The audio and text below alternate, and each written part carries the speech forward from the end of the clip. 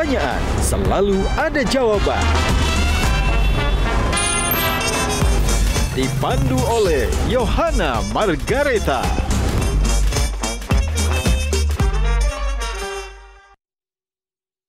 Dipersembahkan oleh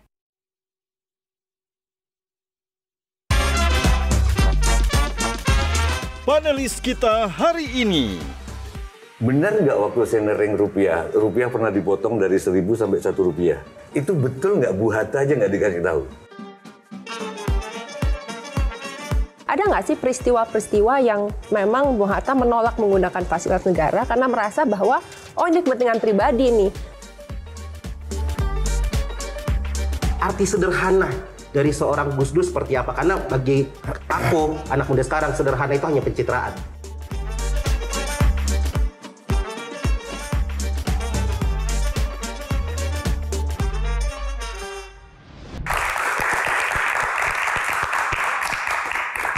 Halo pemirsa, apa kabar? Jumpa lagi bersama saya Yohana Margareta dalam program spesial Metro TV Q&A. Karena setiap pertanyaan selalu ada jawaban. Dan terima kasih kepada seluruh pemirsa yang sudah setia menonton Q&A. Dan terima kasih kepada penonton yang hadir di sini, adik-adik mahasiswa di Jakarta. Terima kasih teman-teman, tepuk tangan dong. Dan tak lupa ada para panelis yang luar biasa menemani saya di Q&A malam ini. Ada Mbah Tejo, Sujiwo Tejo. Halo. Ada Kak Olga Lydia, tepuk tangannya. And Gian, influencer komika kita. Terima kasih kakak-kakak. Tidak hanya panelis dan teman-teman penonton yang luar biasa pada malam hari ini. Kali ini pemirsa, bangsa Indonesia dibangun di atas fondasi perjuangan dan cita-cita besar para pendiri bangsa. Namun, di tengah dinamika zaman, kita menyaksikan berbagai tantangan yang menguji persatuan, demokrasi, dan juga nilai-nilai kebangsaan. Malam ini, Q&A beruntung sekali kedatangan 3 narasumber istimewa, putra dan putri dari tokoh bangsa yang namanya lekat dalam sejarah bangsa Indonesia. Bagaimana pandangan ketiga sosok ini tentang Indonesia saat ini? Kita simak dulu cuplikan yang satu ini.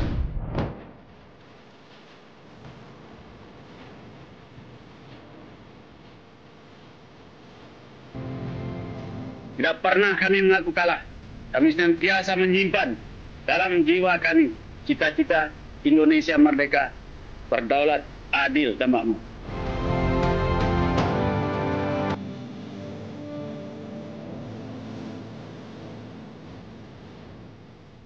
Anak muda Indonesia, saya melihat, saya optimis untuk masa depan Indonesia. Karena saya melihat anak muda di bumi Indonesia benar adalah merupakan penggerak utama.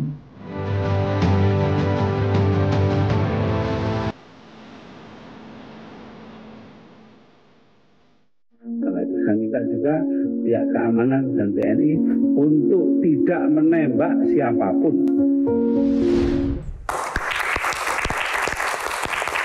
Lebih meriah lagi kita berikan tepuk tangan untuk bintang tamu kita. Ada Ibu Halidah Hatta,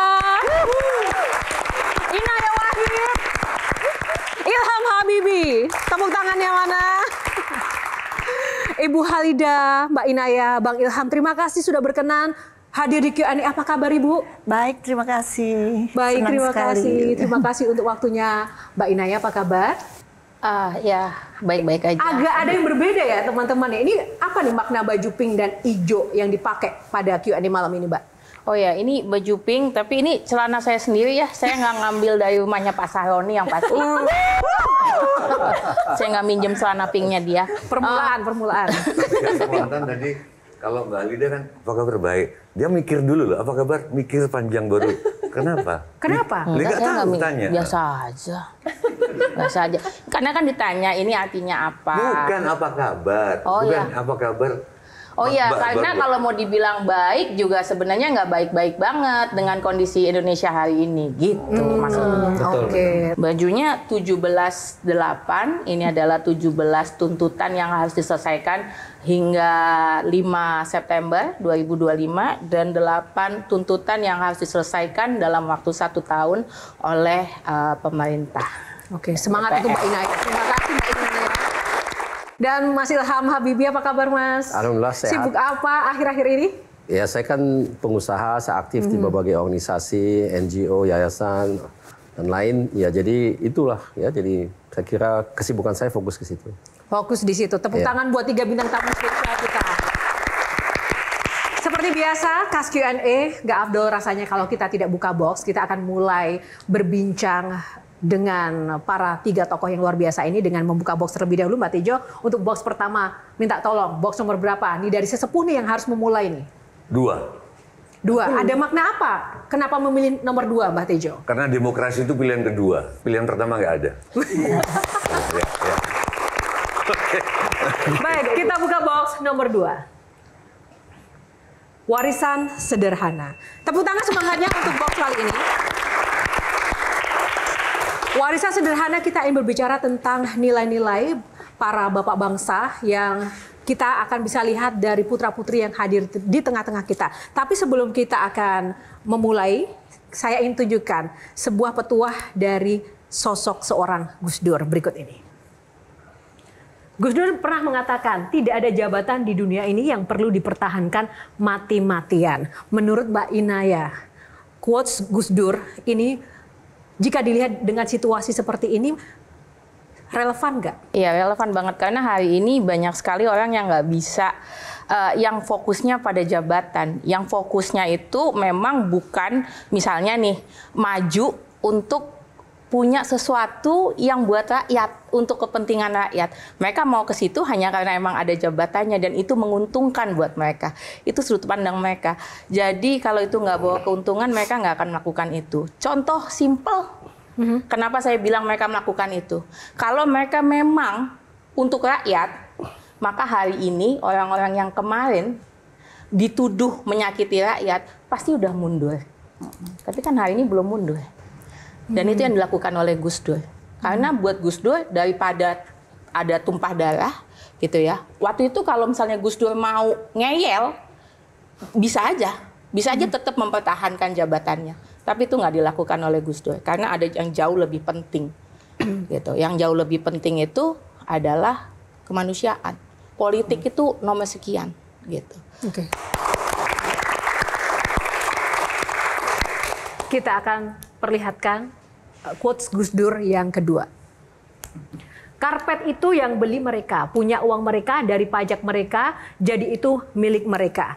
Nah, quotes ini kami ambil karena mungkin Mbak Inaya boleh mengkoreksi kalau ada yang salah ya. Ada suatu momen ketika Gus Dur open house, kemudian mengundang masyarakat dari berbagai macam lapisan dan latar belakang. Di saat itu pintu istana masih tertutup. Gus Dur bertanya kepada pengawalnya, kenapa kok tidak dibuka? Sang pengawal bilang, ini karpetnya baru. Di luar sana ada tukang sapu, tukang becak, nanti kotor. Gus Dur kemudian mengatakan quotes ini. Benar demikian, Mbak, situasinya kala itu? Betul. Itu Idul Fitri pertama dibuka untuk istana dibuka untuk open house. Tapi open house-nya nggak mulai-mulai dan staff istana itu malah sibuk kasak-kusuk. Gus Dur akhirnya tanya, ini kenapa sih kok nggak mulai-mulai gitu. Lalu mereka bilang, iya soalnya nih kita masih bingung, karpetnya kan masih baru Pak gitu. Ternyata di luar sana itu tamunya itu ada tukang sapu, ada segala macam lah lapisan masyarakat gitu. Ada mungkin pemulung dan segala macam. Nanti kalau mereka masuk karpetnya kotor, apa ini digulung aja ya gitu. Terus Gus Dur bilang, itu karpet yang beli mereka, pakai uangnya mereka. Mereka mau ngapain? Mereka mau lompat-lompat kayak mereka mau injek-injek. Terserah, mereka harus ngerasain dari barang yang dari uang mereka sendiri itu. Dari rakyat untuk rakyat. Sekarang kan juga dari rakyat untuk rakyat itu loh. Yang mana nih, Mbak? Gas air mata dibeli oleh uang rakyat. Ditembakkan kan rakyat juga. Oh gitu. Apa bedanya Betul. Apa sih namanya Gus Dur? Oh gitu ya, Mbak. Itu gas air mata dari rakyat untuk rakyat. Coba dong, coba yang fair dong. Apa bedanya? Ya enggak ngomong apa-apa kan, aku cuma menjelaskan cerita tadi. Barakuda dibeli oleh orang rakyat untuk melindas rakyat. Enggak salah kan? Dari rakyat untuk rakyat. Iya benar, tapi benar. Dan gas air mata dibeli pakai uang rakyat, dikasih ke rakyat, makanya rakyat nangis kan? Terharu. Iya, pada saat kena kasih gas air mata nangis karena ya terharu. Ih, baik banget ya pejabat kita ya ngasih. Baik banget Dina ya. Tolong agak enggak maksudku jangan sinis gitu loh. Gitu. Mbak, aku nggak sinis, aku cuma ngecek yang dilakukan Butut. Apa kamu kesini ya? Bicara soal rakyat, ini juga ada perwakilan rakyat melalui para panelis kita. Mungkin Gian boleh menyampaikan pertanyaan untuk para tokoh kita malam ini? Gian? Maaf, lagi cosplay wakil rakyat dipanggil tapi nggak mau denger.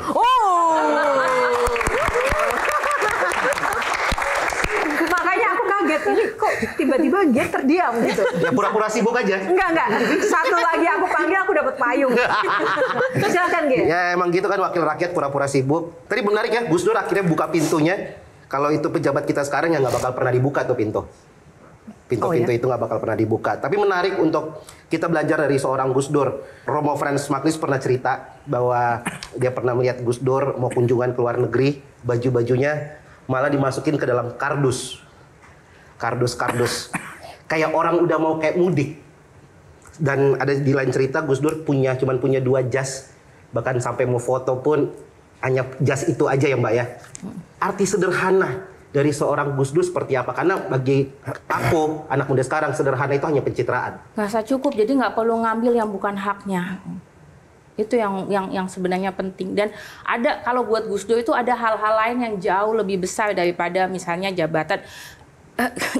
Apa ya, kayak misalnya Gus Dur itu memang di dalam kepalanya sebelum berangkat jadi presiden itu sudah melakukan banyak hal. Maksudnya sudah punya vision. Ini mau diapain negara, yang penting apa untuk rakyat, karena base-nya itu rakyat, kepentingan rakyat gitu. Kenapa saya bilang kayak gitu, karena kalau orang yang kepentingannya bukan untuk rakyat, itu akan kelihatan gitu, akan kelihatan dari tindakan yang mereka lakukan. Konkretnya. Kayak gini, kenapa saya bilang orang-orang itu, anggota dewan itu tidak pernah memikirkan rakyat. Memang tujuannya dapat jabatan itu bukan untuk rakyat. Karena kalau mereka untuk rakyat, mereka nggak perlu nunggu jadi anggota DPR untuk melakukan sesuatu. Gus Dur itu jadi presiden karena sebelumnya udah ngelakuin banyak hal. Gitu. Nah, jadi kalau fokusnya di situ, dia udah nggak mikirin lagi benda-benda apa segala macam. Ada nggak penting buat dia. Dia mah yang penting itu ada CD, Discman, displayer, kaset wayang, udah selesai. Tapi enggak, tetap bersama rakyat. Bung Hatta sudah biasa untuk hidup sengsara dan hidup susah.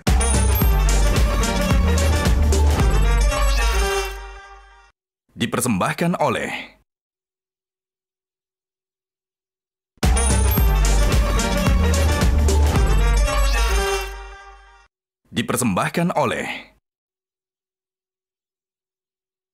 Kita bicara soal Gus Dur, kita geser sedikit soal Bung Hatta. Nah, sebelum kita bicara soal Bung Hatta, kita saksikan dulu yang satu ini, fakta tentang Bung Hatta. Rakyat adalah prioritas utama, itu adalah prinsip beliau. Hidup sederhana, cinta tanah air, berjuang dan konsisten dalam sunyi, Bapak Palang Merah Indonesia, guru etika di rumah, menolak menggunakan uang negara untuk kepentingan pribadi. Ibu Halida, apakah semuanya ini memang nyata di kehidupan sosok Bung Hatta di balik layar selama ini? Ibu melihat sang ayah? Iya, memang begitu. Jadi kami dididik dalam cara hidup yang membumi ya. Jadi misalnya ada uang segini, ya kita hidup dalam keuangan yang kita punya dan buka-bukaan di dalam rumah. Mampunya kita apa dan prioritasnya apa, tetapi utamanya selalu memikirkan sekeliling kita. Makanya waktu Bung Hatta meninggal kan sampai Pak Rusdan Abdul Ghani mengatakan penjaga hati nurani bangsa. Karena memang hatinya selalu kepada rakyat dan perjuangannya itu memang itu. Jadi, kalau kita melihat para pendahulu kita, keluarganya cenderung memiliki sikap hidup yang sederhana, bahkan juga tidak bergaya hidup mewah. Tapi apakah sebenarnya ketika memiliki jabatan tertentu, menjadi seorang pemimpin tidak boleh kaya atau tidak boleh memiliki harta yang banyak, Ibu Halida? Menurut Ibu gimana? Sebetulnya kalau itu adalah pencarian sendiri, dengan misalnya Bung Hatta itu dengan menulis buku, menulis tulisan, kemudian diterbitkan di luar negeri, dan ada uang, ditabung. Lalu ia mempunyai sesuatu barang yang memang berguna untuknya, untuk kehidupannya sehari-hari, itu ya sah saja. Misalnya harus tampil rapi, tapi tidak harus mewah. Dan ada satu cara hidup yang tertib gitu. Menurut Ibu sebagai Putri Bung Hatta, lebih banyak suka atau dukanya Ibu selama perjalanan hidup dari kecil sampai sekarang? Di dalam keluarga kami selalu dekat di hati ya. Dan juga kami tercerahkan dengan cara hidup ayah dan ibu yang selalu menaruhkan perasaannya kepada rakyat, kepada lingkungan, kepada persahabatan, kepada mengupayakan supaya kita harus menjadi orang yang benar, yang jujur, dan integritas. Dan itu memang sudah gayanya begitu. Ya, jadi menempatkan hatinya di orang lain. Singkat saja, Kak Olga. Aku penasaran juga ya, karena jabatan Bung Hatta itu kan sangat tinggi. Tentunya fasilitas negara yang bisa dinikmati itu sangat-sangat banyak gitu. Ada nggak sih peristiwa-peristiwa yang memang Bung Hatta menolak menggunakan fasilitas negara karena merasa bahwa oh ini kepentingan pribadi nih, bukan kepentingan pekerjaan atau negara gitu. Karena kan kadang-kadang menggoda gitu, masa cuman gini doang nggak bisa sih, saya kan jabatannya tinggi, saya berkorbannya banyak, saya dibuang di mana-mana oleh Belanda gitu. Pernah nggak ada satu peristiwa yang mungkin bisa diceritakan dan dibagikan bersama? Justru kami itu memang hidup untuk bersama-sama dengan tanah air dan bangsa, di mana seperti ayah selalu bilang, dengan rakyat kita maju, dan dengan rakyat pula kita bisa merasakan maju mundurnya keadaan. Apa yang menjadi haknya, secara misalnya jabatan, ada sesuatu yang diatur oleh undang-undang bahwa itu memang haknya dia, misalnya selama menjabat tinggal di rumah dinas, itu adalah haknya. Tetapi membuat demarkasi mana yang merupakan barangnya dinas, mana yang merupakan barang pribadi. Jadi kalau misalnya dikasih rumah dinas harus ditempati ya, tidak boleh menolak, atau mungkin memilih untuk mentahannya aja itu nggak boleh, tunjangan itu nggak boleh ya? Iya kan, Gian nggak boleh ya? Apalagi kalau rumahnya di Bintaro. Baik, terima kasih.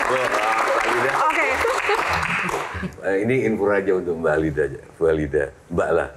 Jadi di Jakarta Utara pernah habis ngabuburit, saya sama Iwan Fals tampil, tapi saya memperhatikan pas Iwan Fals tampil lagunya tentang Bung Hatta. Itu penonton diem semua dan menyalakan lilin yang terdengar jasamu, terkenang jelas jiwa sederhanamu. Orang diam semua, seluruh. Jadi cuma ngasih tahu itu. Yang boleh nanya sekali? Oke, singkat saja. Saya mau konfirmasi ke Bu Alida tentang kejujuran.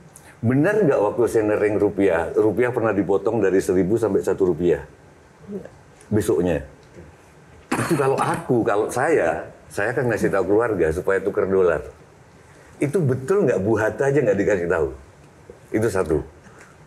Terus kedua soal etika. Betul nggak Pak Hatta itu setiap kali baca buku selalu bersih, kadang ada kiai yang bilang dia pakai sepatu dulu, terus mendoakan penulisnya, baru dia baca.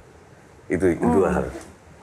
Untuk yang pertama, iya, waktu menjadi wakil presiden, ada keputusan bahwa uang harus dipotong ya. Itu yang dibilang Gunting Syafruddin. Memang waktu sudah terjadi, ibu saya bilang, aduh kenapa ayah nggak bilang gitu. Lalu jawab ayah, ya kalau saya mengatakan nanti Yuka akan bilang kepada mami, nanti mami akan bilang kepada teman-temannya, dan ini kan rahasia negara. Tidak bisa. Gila ya. Bisa menahan diri untuk menyelamatkan, sebetulnya kan bisa menyelamatkan diri sendiri. Iya, kasih tahu dulu dong, besok mau dipotong rupiah. Enggak. Tapi enggak, tetap bersama rakyat. Gitu. Bung Hatta sudah biasa untuk hidup sengsara dan hidup susah. Karena memimpin itu menderita. Rela untuk menjadi political prisoner, menjadi tahanan politik, karena gerakannya untuk kemerdekaan diawasi selalu waktu bikin kaderisasi pendidikan nasional Indonesia PNI baru tahun 30-an dari satu kota ke lain kota di Jawa, Jawa Tengah, Jawa Timur, Jawa Barat. Lalu jadi kan diawasi terus. Akhirnya tuh idealismenya itu dianggap berbahaya oleh pemerintah kolonial Belanda waktu itu. Terus dipenjarakan di Glodok, penjara Glodok untuk dibuang ke Bovendigul di Papua. Jadi sudah biasa, sudah di mana aku hidup yang kuinjak adalah tanah airku, aku gembira, aku bahagia. Loh, kosong. Kosong ya Mbak ya? Kirain tumbler, nggak taunya anggota dewan.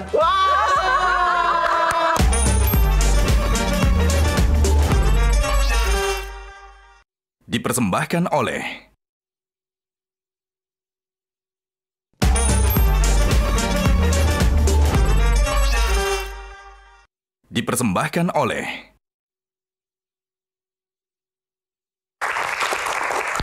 Ya, kembali di Q&A masih bersama Ibu Halidah Hatta, Mbak Inaya Wahid dan juga Bang Ilham Habibie. Nah, sebelum kita lanjutkan perbincangan, tadi kita masih ingin berdiskusi tentang pertanyaan kedua Mbak Tejo tentang buku ya Mbak Tejo. Karena Pak Hatta itu kan erat kehidupannya dengan buku beliau. Iya. Iya kan? Iya, ribuan ya bukunya ya. Ribuan buku. Kalau sekarang kan memang kayak literasi itu kurang ya Mbak Tejo. Itu maksudnya di rumah politisi nggak ada buku sekarang. Maksudnya gitu. Iya, adanya kemarin sih temuannya nggak ada bukunya sih. Nggak ada buku yang lain. Nggak ada buku tapi ada Iron Man. Itu artinya isi kepalanya nggak ada tapi melihat rakyat cuma mainan.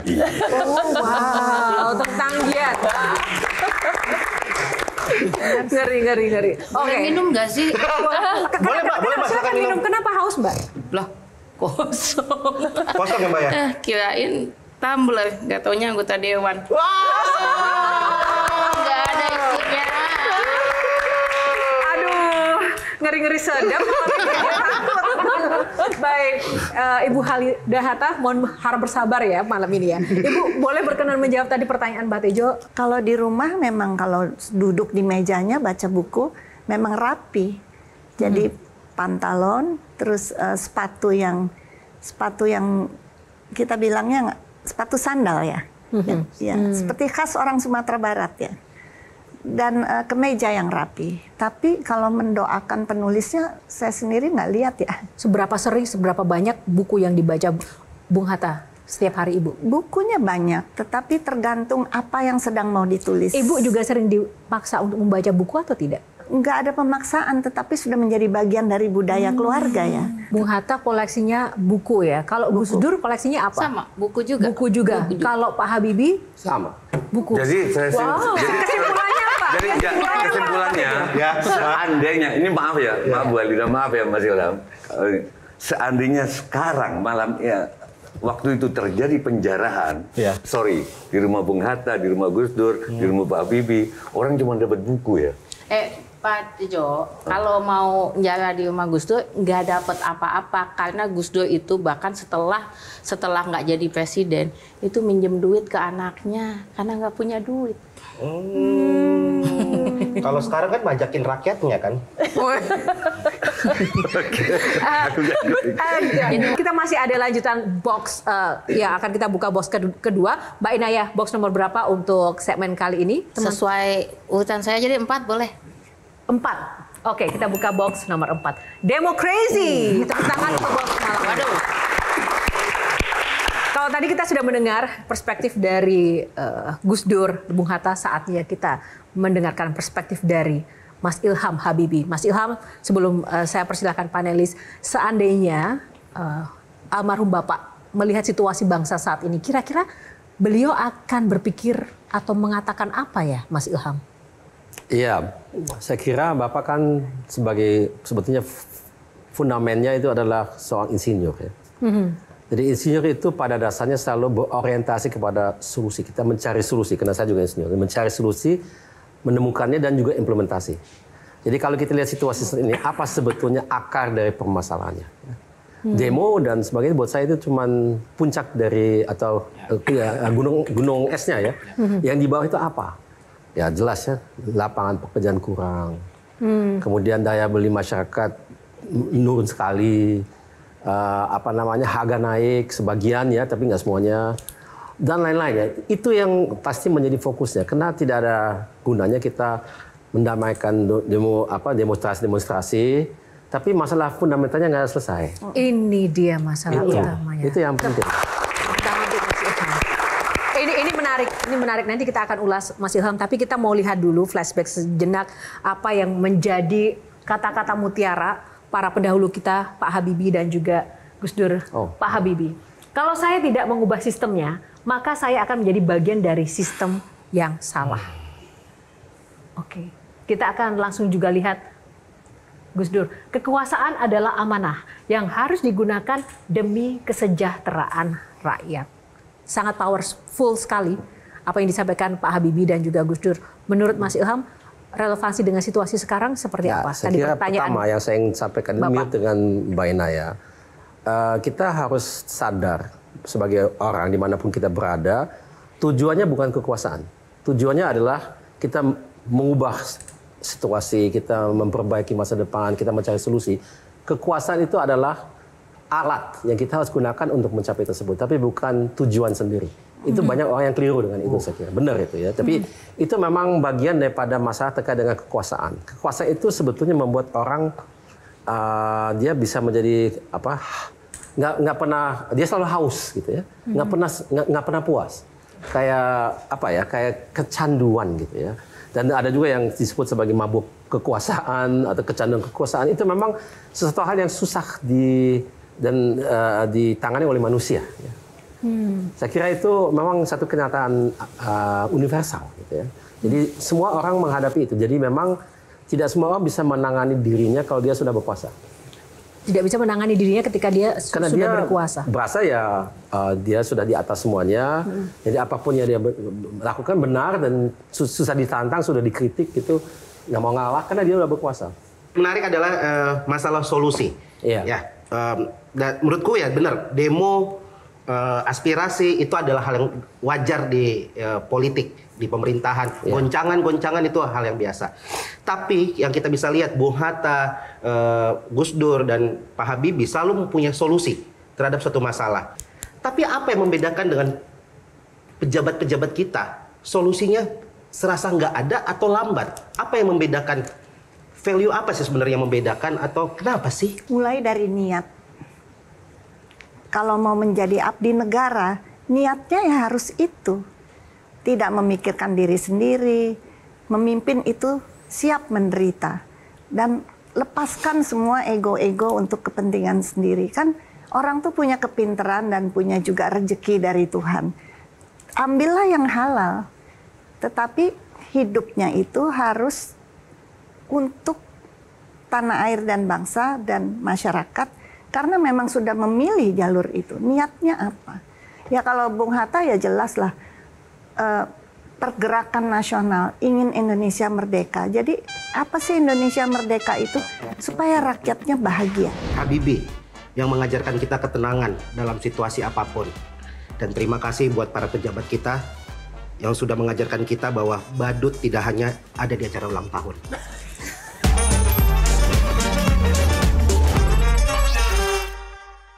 Dipersembahkan oleh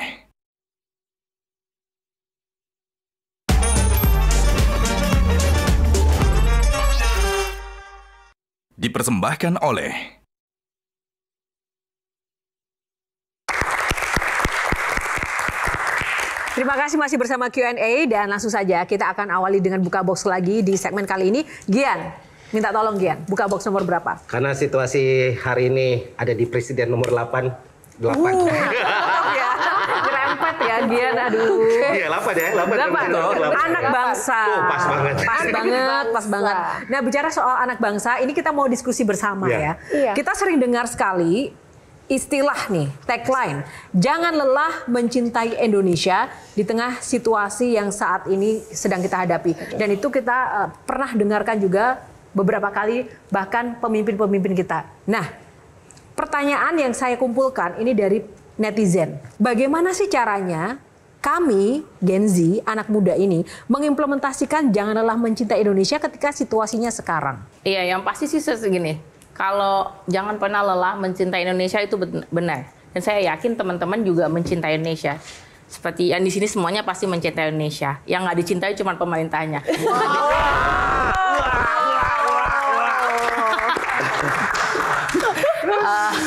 Aduh, lanjut. Pedas. Tapi lakukan terbaik apa yang bisa kita lakukan untuk make sure bahwa hari ini bukan cuman bahwa tujuan negara adil, sejahtera, dirasakan oleh semuanya, itu benar-benar kejadian gitu. Nah itu tugasnya kita semua tuh sebenarnya gitu. Tugasnya mengingatkan yang kerjanya nggak beres, yang melenceng, nah itu tugasnya kita juga gitu. Jadi kalau ada apapun yang melenceng, ya kita perlu berdiri gitu. Jadi hari ini jangan sampai, apalagi kalau ini masih ada nih gitu, yang jangankan ikutan, misalnya saat ini dalam situasi hari ini menyuarakan gitu ya, jangankan ikutan menyuarakan, udah nggak ikutan masih nggak apa-apa deh lah kalau itu, malah nyinyir ke yang ikutan. Itu jangan, karena biar gimana pun apa yang mereka perjuangkan itu nanti akan dirasakan oleh semuanya gitu. Dan make sure bahwa kita tuh nggak sendirian loh gitu. Jadi apapun yang kita lakukan, kalau itu berhubungan dengan negara gitu, itu akan dirasakan oleh semuanya. Tadi topiknya mengenai anak bangsa.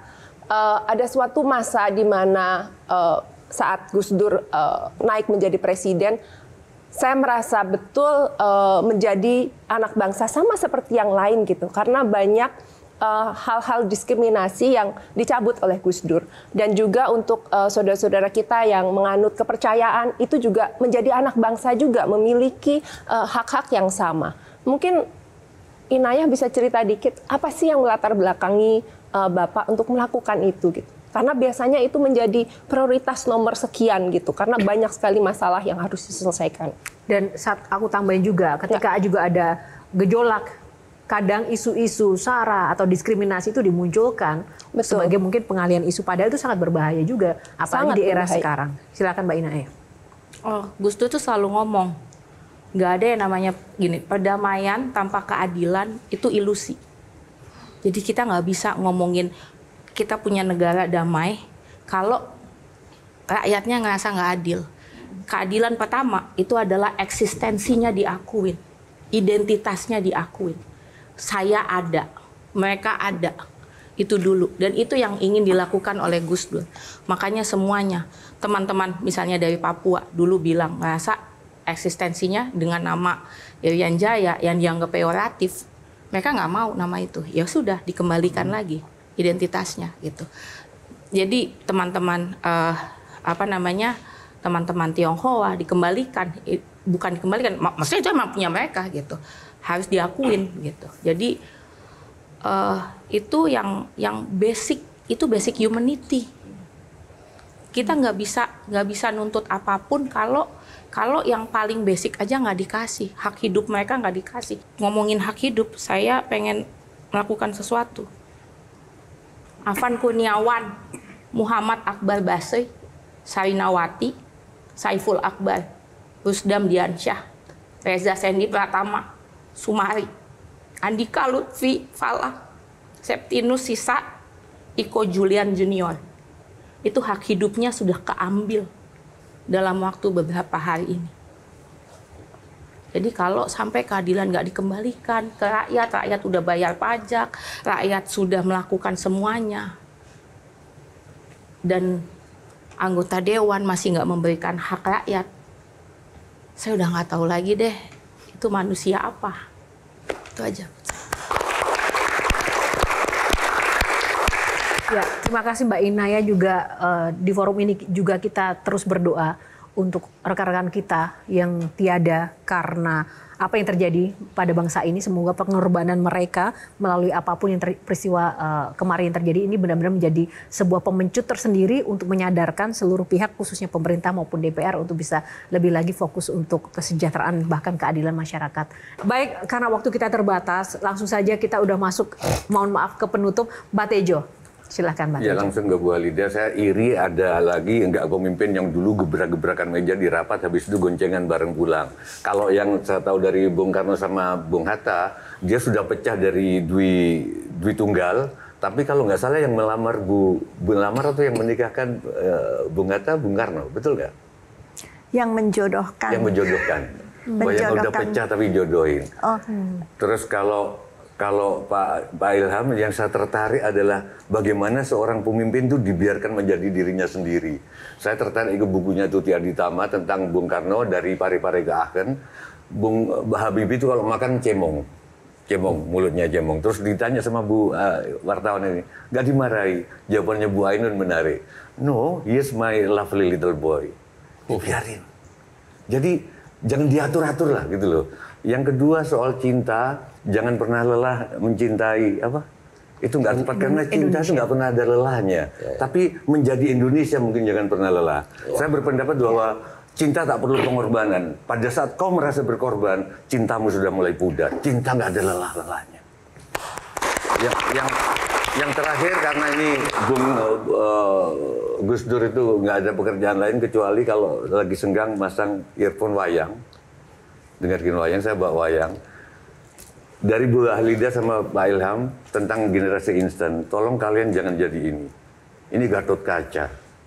Gatot Kaca itu masih bayi, mau diadu sama angkara murka raksasa, dicemplungkan ke kawah Chandra di muka. Langsung gede begini. Jangan, nggak ada yang instan kata Bu Halida, nggak ada yang instan kata Mas Ilham. Kawah Chandra di muka dulu berupa neraka, tapi mungkin sekarang bernama Mahkamah Konstitusi. Yeah.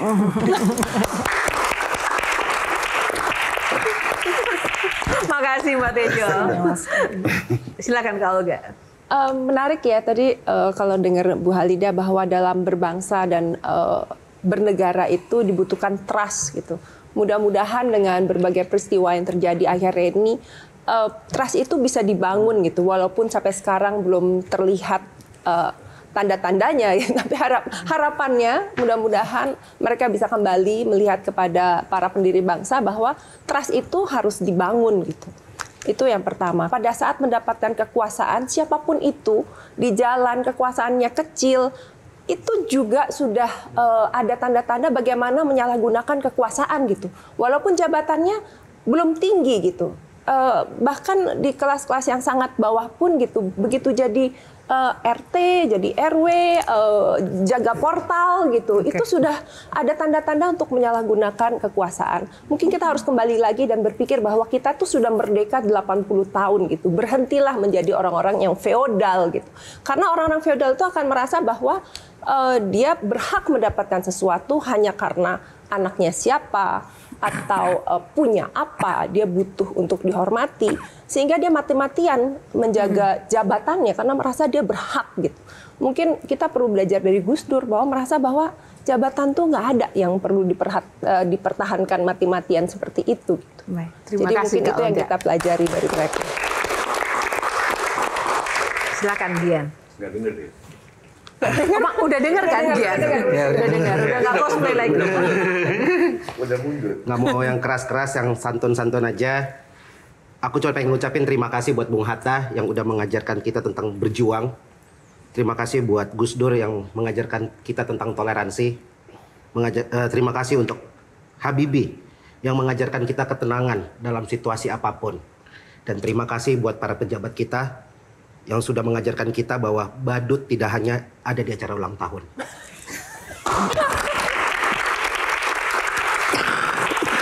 Terima kasih Dian, Kak Olga, dan Mbak Tejo. Baik, closing statement langsung saja dari Mas Ilham dulu, singkat saja closing statement, pesan untuk pemirsa Q&A di rumah. Kalau mengacu ke tema hari ini, Indonesia masa gitu? Ya. Kalau menurut saya, kita sadar ya memang demokrasi itu perlu waktu. Semuanya memperlihatkan pada dasarnya negara demokratis itu rata-rata lebih baik daripada yang non-demokratis. Baik. Jadi itu harus tetap percaya. Jangan kena lelah, menyerah, cinta dengan Indonesia dan cinta dengan Indonesia saat ini, seperti ini. Itu Terima aja. kasih Mas Ilham. Apapun situasinya. Apapun gonjang-gancing demokrasi ada di semua negara kok. Ya. Jadi jangan kita malu kayak kita kayak gini. Bukan saya, itu bukan excuse ya, bukan ini. Kita harus perbaiki, tapi itu selalu terjadi. Justru normal dalam demokrasi. Menjadi kalau nggak tantangan, terjadi, bukan ya. demokrasi namanya. Ya. Ditekan semuanya. Ya kan? Itulah Beda itu. kenapa kita nggak boleh menyerah. Seperti kata Pak Habibie. Betul sekali. Baik, Ibu Halida. Saya setuju sama Pesan buat pemirsa dan generasi muda kita. ya, kita dengan kejadian-kejadian ini ya kok sekarang kita begini ya. Jadi terutama dari pihak penguasa yang mempunyai otorita, hargailah manusia dan selesaikanlah masalah-masalah yang terkait dengan kemanusiaan. Jadi masalah tidak hanya di ibu kota, tetapi di seluruh tanah air kita, hargailah manusia. Berilah satu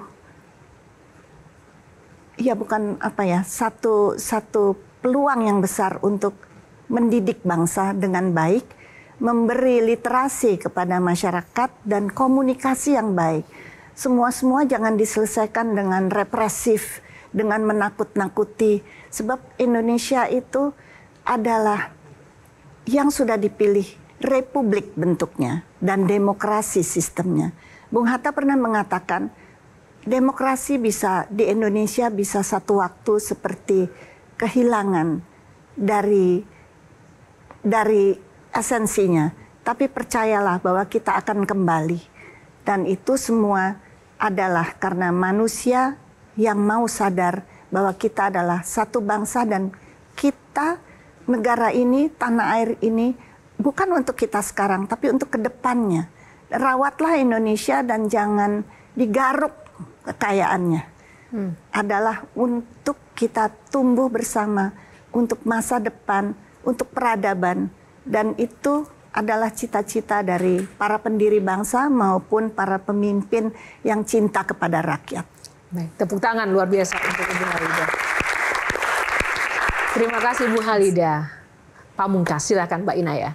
Iya, demokrasi itu bukan yang paling baik ya. Maksudnya dia nggak perfect, dia nggak sempurna, banyak kekurangannya, tapi dia yang terbaik yang bisa kita punya saat ini.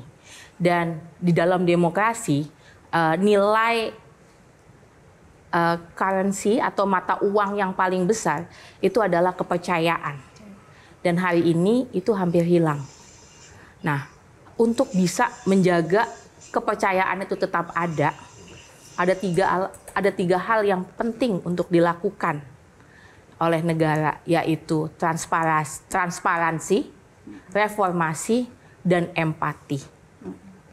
Dan untuk kita semua perlu mengawasi mereka untuk benar-benar mau melakukan hal tersebut. Itu yang bisa kita lakukan untuk jaga demokrasi. Baik. Terima kasih sekali lagi, luar biasa inspirasi dari Bang Ilham, Mbak Inaya, dan Ibu Halida. Terima kasih untuk waktunya dan juga para panelis kita, Mbak Tejo, Kak Olga, dan juga Gian, teman-teman yang ada di Q&A pada malam hari ini. Tepuk tangan untuk kita semua. Terima kasih waktunya, inspirasi dan juga insight-nya. Dan terima kasih untuk Anda pemirsa.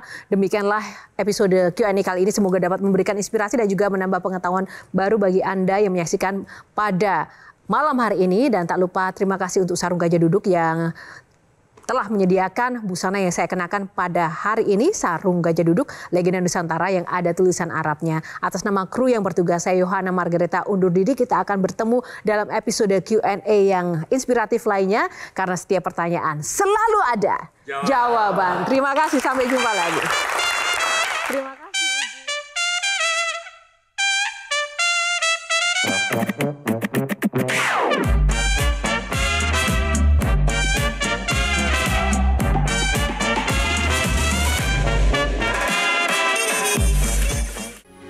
Metro TV. Pertanyaan selalu ada jawaban. Dipandu oleh Yohana Margareta.